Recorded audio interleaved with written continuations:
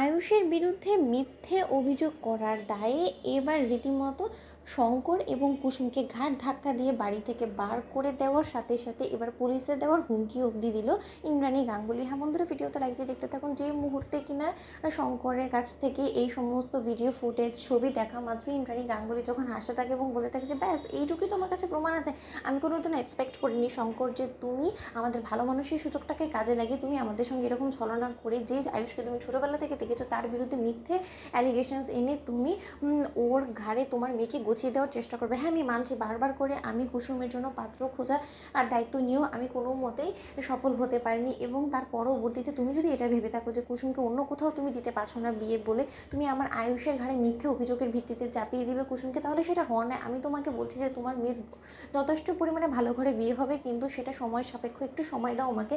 ঠিক সেই সময় এক পর্যায়ে শঙ্কর যখন বলতে থাকে যে আর কোনো মতে আপনাকে সময় দেবো না, তার মানে কি আমি ধরে নেবো যে আপনি সম্পূর্ণরূপে এই বিয়েটা অস্বীকার করছেন? শুনুন কর্তামা, আপনি যদি এই বিয়েটাকে সম্পূর্ণরূপে অস্বীকার করেন তাহলে কিন্তু আমাকে অন্য পথ বাধ্য হয়ে বেছে নিতে হবে, কারণ আপনি ভুলে যাবেন না যে আমি কিন্তু এই বাড়ির কর্মচারী হওয়ার সাথে সাথে কুসুমের বাবাও, এবং আমার মেয়ের প্রতি এরকম অন্যায় অবিচার করা হবে দিনের পর দিন আপনার ছেলে আমার মেয়ের সঙ্গে ঘনিষ্ঠ সম্পর্ক বজায় রাখবে, রাত বিরাতে আমার মেয়ের সঙ্গে এসে ফুষ্টি করবে, আমার মেয়ের সঙ্গে বৈবাহিক সম্পর্ক বজায় রাখবে, এবং তার পরবর্তীতে সকাল হওয়া মাত্র সেই সমস্ত কিছু ভুলে গিয়ে মা হয়ে আপনি সমস্ত কিছু অস্বীকার করে ফেলবেন।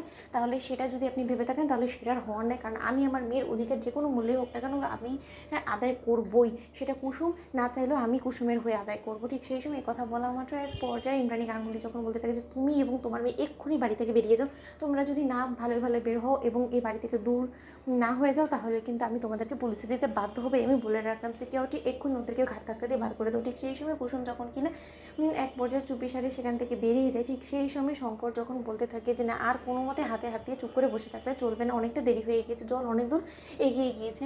ঠিক সেই সময় দেবলীনা সেখানে এসে যখন কিনা বলতে থাকে যে তুমি এত কিসের ভাবছো বলো তো, প্রেস মিডিয়া কী কারণে আছে বলো তো, তুমি প্রেসের কাছে ন্যায় বিচার চাও, তোমার মেয়ের প্রতি হওয়া সমস্ত অন্যায়ের বিচার চাও, তাহলে তো প্রেসের লোকেরাও বুঝবে যে এই ইন্দ্রাণী গাঙ্গুলিদের ঠিক কর্মকাণ্ডটা ঠিক কতটা নোংরা। ওরা দিনের পর দিন মেয়েদেরকে এরকম করে ইউজ করে আসে, এবং তার পরবর্তীতে যখন কিনা তাদের স্বীকৃতি দেওয়ার পালা চলে আসে তখনই তারা এরকম করে মুখ মুছে ওদেরকে জাস্ট ছুঁড়ে ফেলে দেয়। সেই সমস্ত বাস্তব চিত্রটা তুলে ধরো শঙ্কর কাকা, তাহলে একমাত্র এই উপায়ে তুমি তোমার মেয়ের অধিকার ফিরে পাবে। ঠিক সেই সময় কথা বলা মাত্র কুসুম বলতে থাকে যে মা থেকে মাসির দরদ বেশি, তাই না?